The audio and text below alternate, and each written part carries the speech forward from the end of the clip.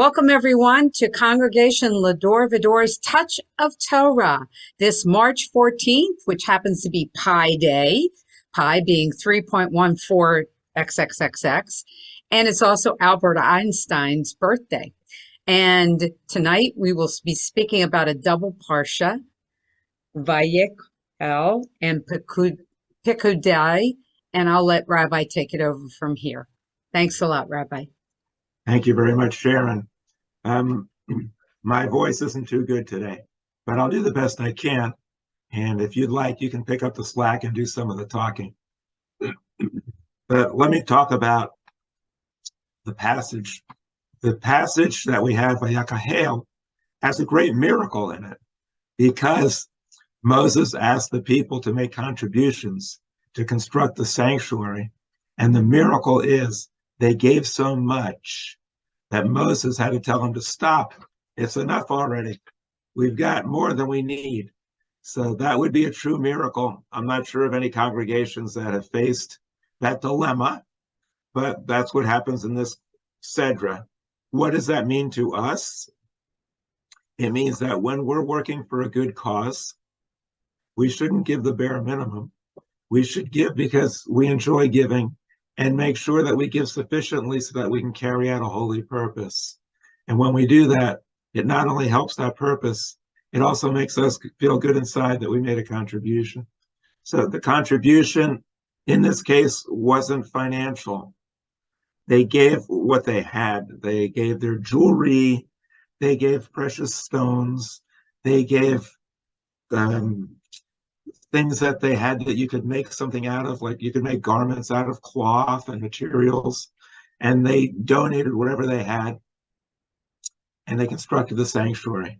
Obviously, this didn't actually happen because slaves in a desert wouldn't have had all the myriad objects that were necessary to construct the temple, the ark, all the different wood, all the different materials, all the different things that an artisan would need, the tools to make it. But the Torah does describe someone named Bezalel and Aholiab, and these two were given wisdom by God according to the Torah, and they gathered all the contributions and they contributed. By the way, Bezalel was the son of Uri, the son of Hur, so he was Ben-Hur, which you might have heard about in the movies.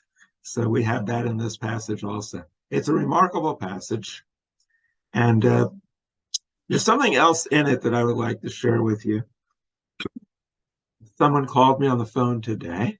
I'm frequently asked, what is my opinion about different types of Judaism? They asked, what do you think about Kabbalah? So I said, Kabbalah has some nice concepts in it, seeking wisdom, generosity, peace, harmony, but it's based on a fallacy. It's based on the concept that God wrote the Torah through Moses, and therefore if you read the Torah, there's numerology, there's secret coded messages that are sent by God, and if you send them enough money and spend enough years at their synagogue, eventually you'll learn how to decode all of these secrets and you'll achieve wisdom. It's a scam. It's like any other cult. The principles and ideals are good in the abstract, but when people get their hands on it and try to make you think that you're going to discover all these secrets and numerology, it's cultish. So she said, well, why couldn't the Torah have been written by God? So I said, well, I'm not sure what your status was when you got married, but if you were not a virgin, according to the Torah, you should have been stoned to death. And if you don't follow all the rules of the Sabbath, you should be stoned to death as well. And there's a lot of them, like hundreds of them. So she said, well, I never heard of that. So I said, well, does that mean that it doesn't exist? Are you saying that it's not in the Torah because you never heard of it? I said, there's a lot in the Torah that you haven't heard of, but if someone's trying to convince you to believe something, they're only going to tell you the things that they want you to hear. But if you know all the things in the Torah and you have a complete background, you'll be able to make an intelligent decision and not be brainwashed or duped. I say that because at my advanced age, I'm starting to get really tired of people who are brainwashing other people and indoctrinating them and trying to convince them to believe things that are not only nonsense, but dangerous nonsense. The other thing about Kabbalah that's very dangerous is the concept of Gam Zeh L'Tovah. This too is for the good. That's a concept that whatever happens in the universe, it's all for the good. Well, who would believe something like that? Who would believe that all the horrors in California right now, all the suffering and the flooding, all the terrible suffering from the earthquake in Turkey and in Syria, who would believe that that's all good? Nobody in the right mind would.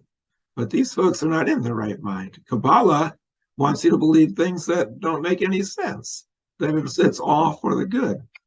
Well, why would they want you to believe that?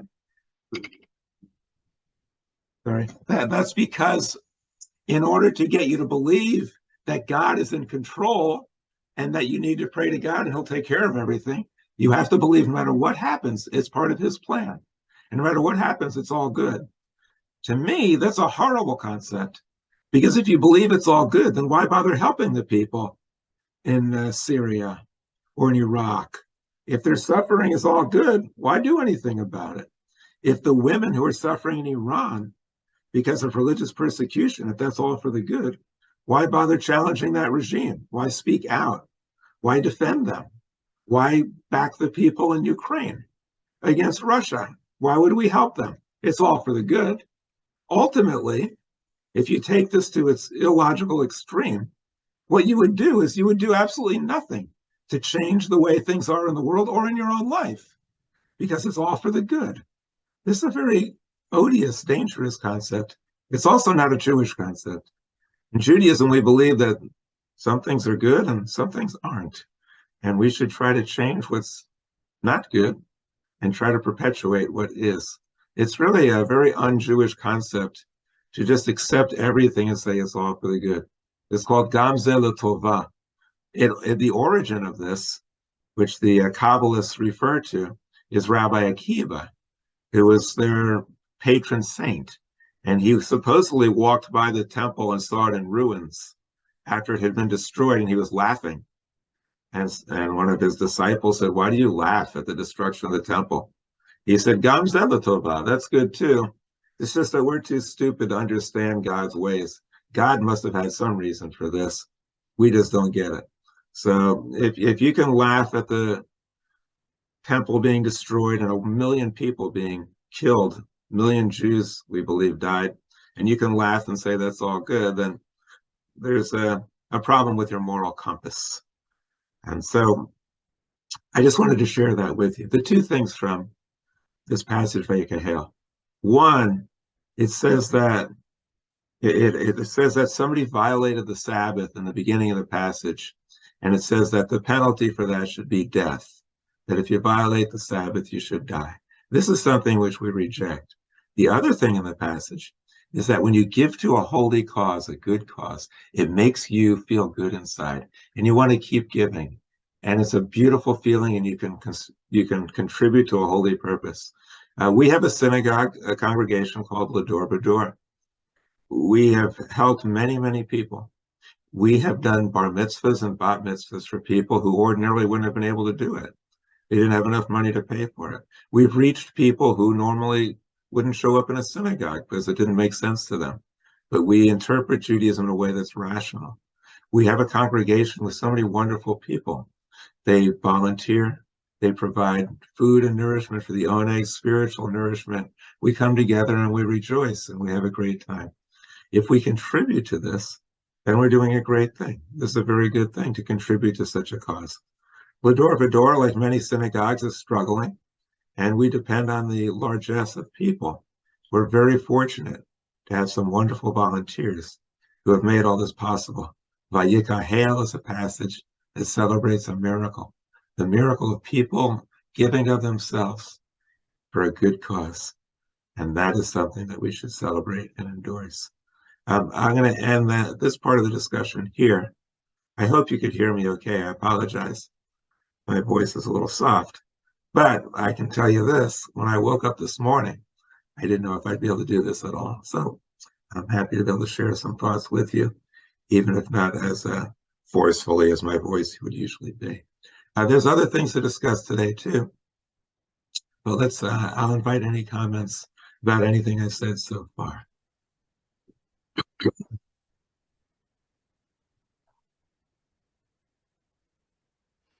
Go ahead, Valerie. Rabbi Barry, you've given, your sermons before, and we've had discussions before. So, I mean, high is 18. Doesn't numerological, equations apply to just about every letter in the Jewish alphabet, or the Hebrew alphabet, I should say? Because when we talk about God, I mean, there are some combinations of letters that you're not supposed to put together because of the numerological significance of them. So I don't understand why the Kabbalists think that that's exclusive to them. That's a very, very good point, a very good question.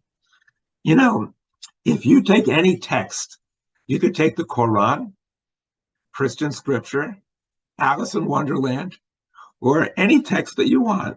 You could play around with the numbers and the numerology, this letter here and this letter here, and you could find patterns that seem to reveal some type of divine wisdom. And if you're a believer, you'll believe that it's impossible that this could have come out by chance. Because people have told me that about Kabbalah and the Torah. It's impossible that it could have come out by chance. And I tell them, I have Muslims who say the same thing about the Quran. Do you believe that of the Quran? Do you believe that of Christian scripture? Do you believe that of the Hindu scriptures? Scholars have done this, especially if they have a lot of time on their hands. You can find all types of coincidences. So it's fun to play with numbers. I don't want to take that away from people. It's fun to look for patterns and to play with numbers. It's great to say 18 high is life, and we should celebrate life. So let's donate $18 or $1,800, or let's wear a high. It's wonderful. It's beautiful. But to suggest that this is mystical and it comes from God, a divine source, and therefore it's revealing some kind of divine truth that comes from a source that is infallible, my friends, that's idolatry. That's worshiping a book. And it's saying that all of God's wisdom is in this book, my book, not yours, of course, my book. That's idolatry. So yeah, I like numerology as much as the next person. And I also like the ideals of Kabbalah as much as the next person. I like Keter, the crown of knowledge and wisdom and radiance and beauty and love and sharing. It's all beautiful as long as it's approached in a rational way. So I think that's great. Anybody else? Sharon, I can't see everybody, so maybe you can let me know if there's somebody who wants to share some thoughts. If not, I got plenty more to occupy your time. I can't, anybody, just raise your hand up if you want to speak. Okay, Jeff, go ahead. Go ahead, Jeff. Let me unmute you. Okay. Oh, yeah.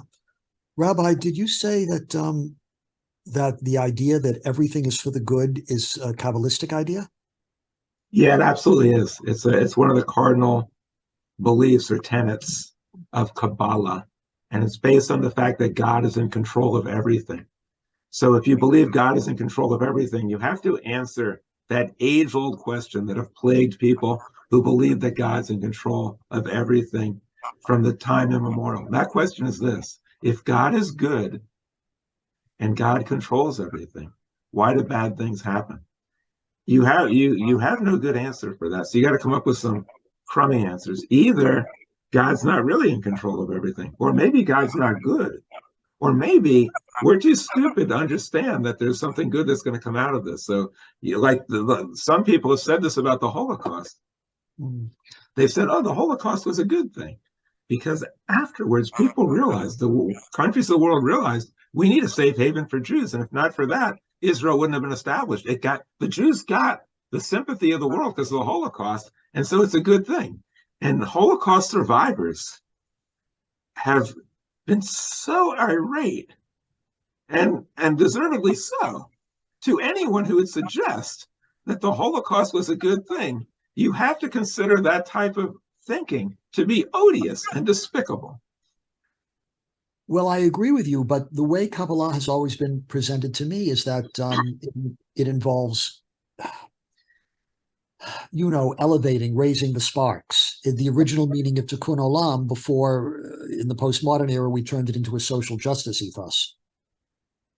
So I've never been told that the idea that everything is good is a Kabbalistic idea, but rather that human beings are in partnership with God to rescue the imprisoned sparks and elevate them. Which, again, from your perspective, is mystical nonsense, and I wouldn't necessarily disagree with you. I'm just not sure about this too is for the good being a Kabbalistic idea. Well, let me just share with you. First of all, I love symbolism. I think symbolism is great. So there's a concept that there's a bunch of sparks out there in the universe, and each one of us reflects a spark. And if we can ignite that spark and make it grow, we can have a flame, a light in the darkness. If you understand this as symbolism, there's nothing wrong with that. In fact, I think it's a good thing. If you understand the wine as a symbol of sweetness, and you drink the wine and it makes you feel sweet, the candles, the light of reason and love, I think that's a wonderful thing. I love symbolism. It actually helps us to accomplish our goals, as long as we realize that these are symbols. But if you believe that there are actually literal sparks, that the universe was created and then it was split up and smashed, right, and now there's these little sparks out there, that's nonsense. That I think is dangerous. Now, as far as Gamze L'Tova, if you're not familiar with it, with all due respect, then you're not that familiar with some of the basic teachings of Kabbalah. Because I go to Kabbalah, I study Kabbalah, I read Kabbalah. My problem is that I study Islam. I know where the bodies are buried. I know the dozens and dozens of passages in Islam that talk about killing the non-believer, cutting off their limbs from end to end, that wherever you find them, you should slaughter them. I know. So I was at an interfaith gathering the other day, and a Muslim was there, and he took offense at what I said. He said, that's not in there. So I took out a sheet of paper, and I said, study the Quran. You don't know the Quran. All you know is what somebody told you about it. And so the Kabbalah, it's based, first of all, on that God wrote the Torah. There's absolutely no equivocation on that. God wrote the Torah. They have to believe that because they base their religion on coded language that's in the Torah that comes from a divine source. It's not human, it's divine. And if God wrote the Torah, then God loves genocide, and he likes murdering women who aren't virgins upon marriage and everything else. There's a lot of horrible things that if you take it literally. So the Kabbalah is vouching for all of that. And I went to the rabbi when I was there because I like to know how they think. And the rabbi said that the Torah is the word of God. Most people think, well, that's nice. So I went and I asked him. And I said, if it's the word of God, do you think that God really ordered genocide against native people in Canaan because they were in the wrong place at the wrong time? And he said to me, we can't question God. Who are you? Who are you to doubt God? God's a lot smarter than you are. He's a lot smarter than I am. So if God says to murder people, then you murder people, and you have no right to question it. And I've had that conversation with other people who teach Kabbalah. You might want to ask the same question. You ask somebody who's teaching Kabbalah. You don't have to go far. You could go tap in on the internet and attend by Zoom, and just ask two questions. Do you believe that God wrote the Torah? Was it divinely written? And if they say yes, they did. He also write the part about murdering people and genocide, and do you think that's divine also? And ask him what he says. But yeah, that's a definite principle of Kabbalah. A lot of times when you go to Kabbalah or these other teachings, they don't want to say some of the things that sound really ludicrous because they're trying to brainwash, indoctrinate, and make money. There are people who teach Kabbalah because they have a love for Kabbalah and a love for Judaism and Yiddishkeit, and they don't make any money off of it. And they're out there, maybe they have 3 or 4 or 5 followers. But if you want to find the guys who really have a lot of followers, they're in it for the money. You go to a synagogue, a Kabbalistic synagogue, or somebody who's selling books, they're making a lot of money. And they're making money by brainwashing people. And they're not going to tell you what you don't want to hear, because then you won't be able to be indoctrinated so easily. Yeah, go ahead. Anybody else? Yes, we have Albert Wolf. He has his hand raised. Go ahead, Albert. Yes, good evening, Rabbi. I hope you are feeling better. Thank you Thanks. for being on this evening. Feel better when Um, I hear your voice. so thank you. I love you too. Um, so we're not coming here as being ethically challenged. Yes, you're right. There is definitely a downside, but as a professional in the cloth, what's a good side are the good aspects of the Kabbalists and other faiths that you just mentioned. Well, like I say, Kabbalah has many wonderful principles. They believe in the crown of wisdom. They have beautiful symbolism. They believe in wisdom. They believe in love. They believe in harmony. They believe in tradition. They believe in radiance. They believe that the universe is wondrous and mystical and magnificent. And they talk a lot about that. And I think that's really, really good things. There's a lot of good things in Kabbalah. When it's rooted in something that's irrational and dangerous, then I think the bad outweighs the good. Islam, if you want to go to a place where you're very warmly received, where there's a lot of love, especially if you're Jewish, go to a mosque. It's a wonderful feeling. I've been to many mosques. I can't tell you how wonderful they make me feel as a Jew. They love the Jewish people in the mosque in the United States. And they have a deep feeling of spirituality and of brotherhood.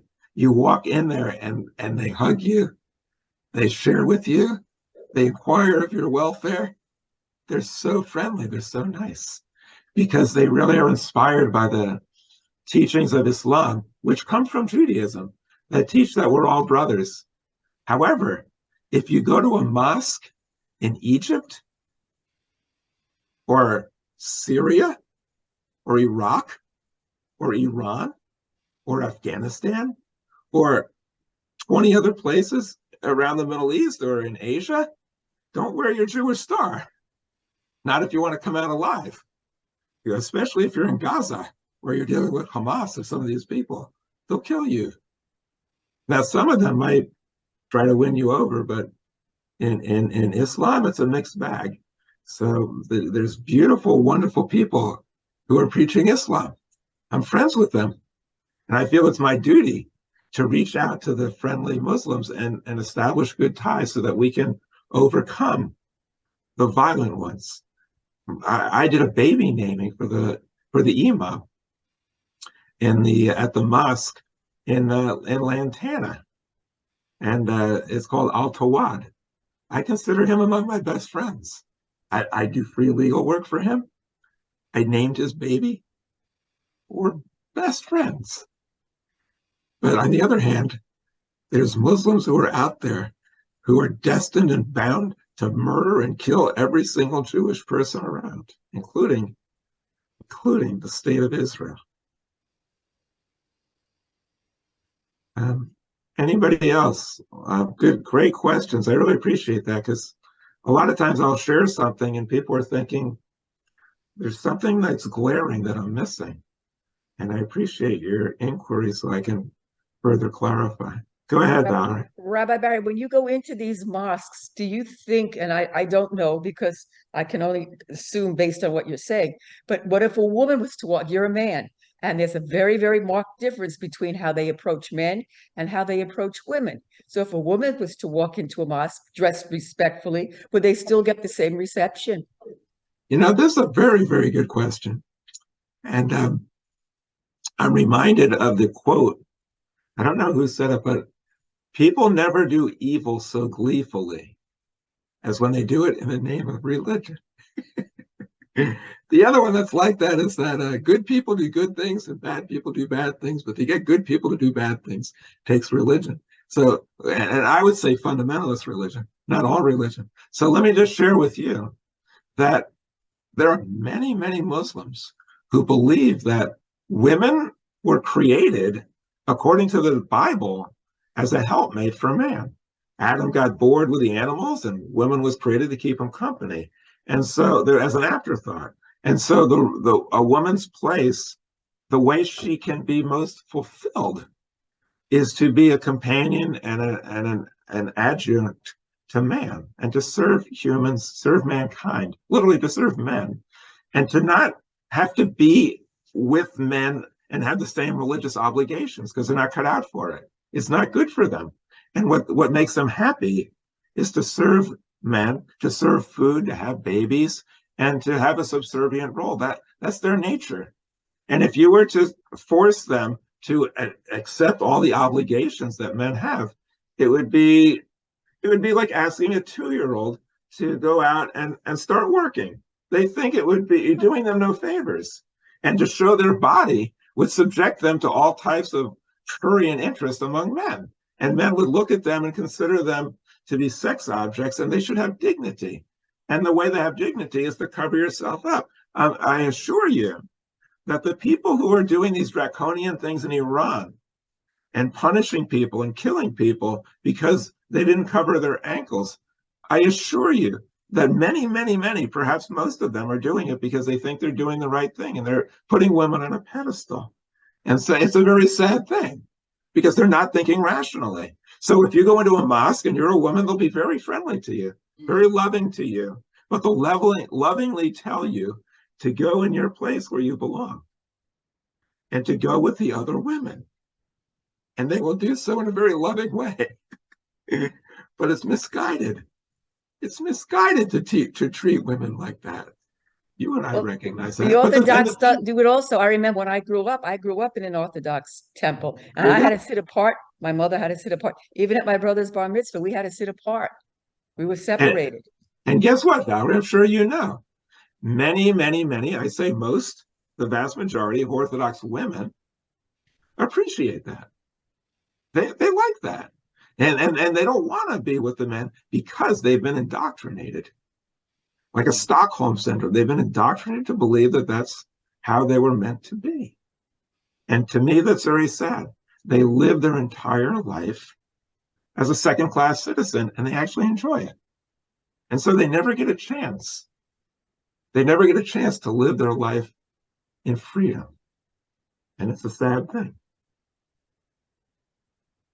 Anybody else? I did want to share a little bit about Albert Einstein. I have to tell you that when I was young, when I was a kid, I was heavily influenced by my father, who taught me to believe in a rational approach to not just religion, but to everything.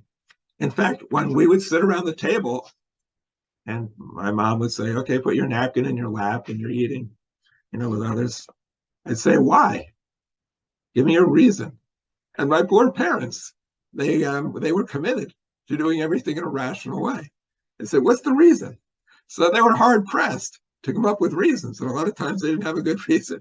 We might not have done it. So we were encouraged to question things. And so I questioned a lot of things about Judaism.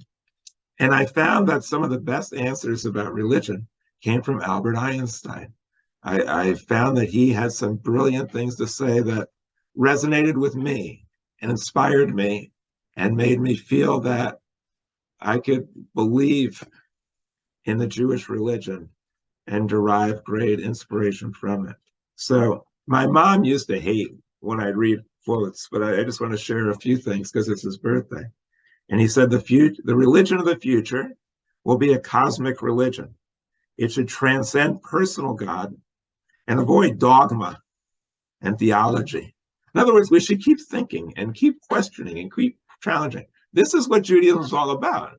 Yisrael means you struggle with God. On passive, we ask 4 questions. So what he's saying isn't something that's an aberration. He's actually articulating what Judaism is all about. And a cosmic religion means nothing less than that our view of the ultimate is we're part of the cosmos. We're not just part of the Jewish people and the heck with everybody else. We're not just part of the human race and it doesn't matter how we treat animals. We're not just part of planet Earth and there's nothing else beyond us. Our goal, our vision should encompass the entire cosmos. That's what he meant by cosmic religion or cosmic Judaism. And then he said, it should cover both the natural and the spiritual. So we should derive inspiration from the natural and also from the spiritual, which is not different than the natural. And it should be based on a religious sense arising from the experience of all things natural and spiritual as a meaningful unity. So he believed that the two were united. And then he also said this. He said, I do not believe in a personal God, and I have never denied this, but have expressed it clearly. If something is in me which can be called religious, then it is the unbounded admiration for the structure of the world, so far as our science can reveal it. And then he also said, I believe in Spinoza's God, who reveals himself in the orderly harmony of what exists, not in a God who concerns himself with the fates and actions of human beings. In other words, every electron, every proton, every neutron acts the same way every time. It's following certain rules. All the cells in our body, they behave according to certain laws. Everything in the world, in the universe, gravity, all the physical laws, it's miraculous. Why does it do that? Why doesn't a proton just do something else? This is miraculous. And so to him, that's godlike. It's magical, it's mystical, it's wondrous, but it's natural. And so it's a very beautiful way of looking at the world. And he also said that a feeling, a sense of awe and wonder is the true source of not only religion, but science and art and music and life itself. And he who is without that sense of awe and wonder is like a snuffed out candle. And that's why I think of that every time we light the Shabbat candles. Let us spread light, the light of love, the light of reason, the light of joy. And I love these symbols. And that's why I celebrate Einstein's birthday, which is on March 14, which is Pi Day. It starts at 3.14, which is the mathematical basis for the circle, the radius, compared to the circumference. And also, when they try to find life in outer space, like in the movie Contact and other things, they look for these mathematical equations because pi is going to be the same on Earth as it is in Alpha Centauri. This ratio is going to be the same everywhere, and it's not naturally occurring. So if you see a message coming with the numbers for pi, you know that there's an intelligence behind that. It's not coming from a natural object. It's an intelligence, if you will.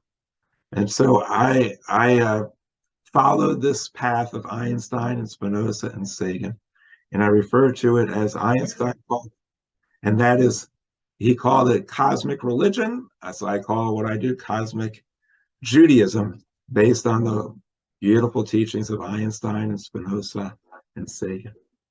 Anybody have any questions or comments? Yes, Sharon. I have another quote that I'd like to read from Albert Einstein. So give me a Okay, second. great. Okay. The most beautiful experience we can have is the mysterious. It is the fundamental emotion which stands at the cradle of true art and true science. Whoever does not know it and can no longer wonder, no longer marvel, is as good as dead, and his eyes are dim. That is by Albert Einstein. That's the one that I paraphrased. Yes, that's it. In another instance, he calls the person a snuffed out candle. But thank you very much. It's a beautiful quote. And so I don't want anyone to be to misunderstand what we do at Lador Va-Dor. At Lador Va-Dor, we love the mystical, the wondrous, the spiritual, and we want it to be grounded and rooted in reason, which actually enhances it. The more you understand about how incredible this world is, and our bodies and the universe, the more profoundly spiritual you feel. So we don't deny it, we embrace it. And we also recognize the danger of irrational religion. You see it in Iran right now. You see it in the United States, where some people want to turn America into a Christian theocracy and impose their view of Christianity on everyone else. We've seen that before throughout history, and Jews don't do too well when that happens. Didn't work so well in the Crusades and the pogroms and the Inquisition and the Holocaust, and it's not something that we want. So we want rational religion. And it's interesting. I encourage everyone here to pick up the book by DeSantis. DeSantis wrote a book called The Courage to Be Free. And I think it's very helpful for us to understand how people believe and think who don't necessarily think like us. Now, many people in Va-Dor, maybe they agree with DeSantis, so you'd want to read the book just to get background. But if you disagree with him, I wouldn't just say, well, I'm not going to read that book. I don't agree with it. Just like I study Kabbalah and Islam and Christianity and things, I want to know what's going through the minds of other people and how they arrived at their conclusion. If for no other reason than if I want to help them to overcome some of their prejudices, I'm better able to do it if I know where they're coming from. And I do find many admirable qualities in DeSantis, and I think he's a very, very hardworking guy, an ambitious guy, and he has very values that he claims to believe in, and he bases his life on that. But I think that his goal of imposing his view of Christianity on everybody else, including the Jewish people, is a dangerous one. And I encourage everybody to read it and understand it. It's a good book. It's interesting reading. I enjoy it. So that's all I wanted to say for today. I appreciate your putting up with my faded voice. I will also mention that the lawsuit that we have, Congregation Va-Dor, is still alive and well. I'll be giving updates periodically in different forums. And I think I've given some of these links to Sharon far enough in advance that you might be able to have access to when I'm discussing this. And I do appreciate Congregation Va-Dor having the courage to step up and protect women's rights from religious fanatics. These efforts to ban abortion or to heavily restrict it are doing a lot of damage to women and their freedom. And I thank Congregation Va-Dor for having the courage to stand up and fight back. Sharon, any closing remarks you'd like to make? Well, I think we'll wrap it up tonight, and we thank everybody for attending tonight. We look forward to hopefully seeing you for Shabbat this Friday evening. We're having a lucky to be Jewish Shabbat. And our Passover Seder is upcoming on April 3rd at 12:30 p.m. on Monday. And we'd love everybody to try to join us if they can. Because the people I'm trying to reach are obviously all the groups. I want to reach the people that would like a lot more, but I want to reach the vast majority of Jews, the 95% of Jews who are Jewish but don't want anything to do with a synagogue. They think it's dull, boring, tedious, and too long. I want those folks to join us and be part of us and to expand Va-Dor. So I'm going to ask everybody who's on this Zoom, ask your friends, invite your friends to be with us and tell them it's going to be relevant, it's going to be fun, it's going to be inspiring, and it will not be too long. It should be, if I play my cards right and I take my marching orders from Sharon and work with Cantor Garrett, it should be about an hour. Please invite your friends. I think they'll be pleasantly surprised. And I thank everybody here for joining us at Shabbat celebrations, either personally or by Zoom. And I thank you for contributing to this conversation. Thank you, and signing out. Have a great night. Thank you all for joining.